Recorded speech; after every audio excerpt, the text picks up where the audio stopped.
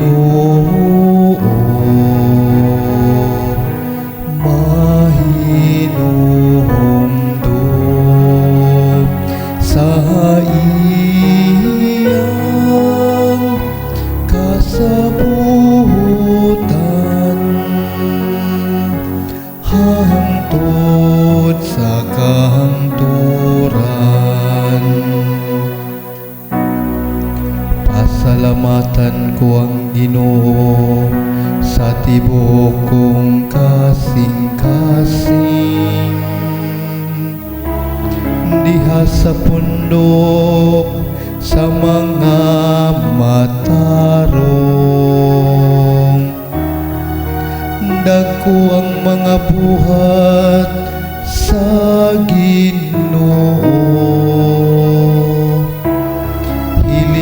maon diha sa tanan nilang kalipayan.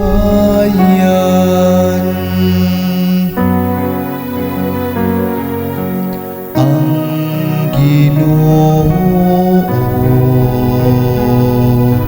mahinuhomdom sa iyang kasabutan,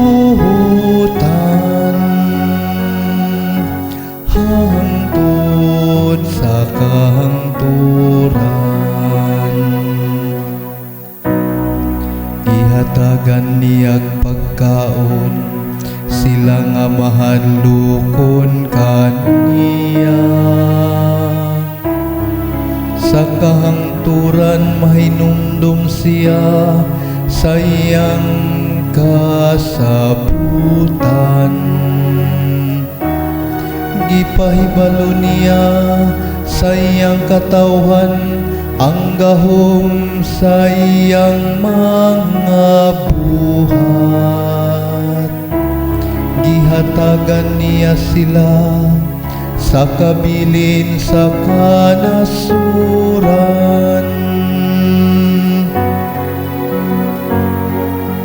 Ang Ginoo,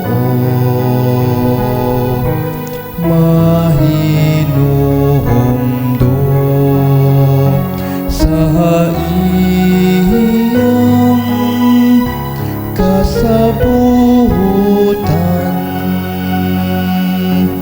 hangtod sa kahangturan.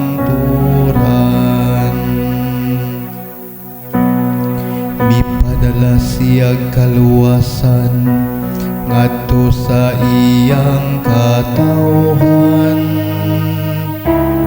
Iyang gidasunan ng iyang kasabutan sa kahangturan. Balaan ug makataha ang iyang ngalan, ang iyang pagdaig nagalungtad hangtod sa kahangturan.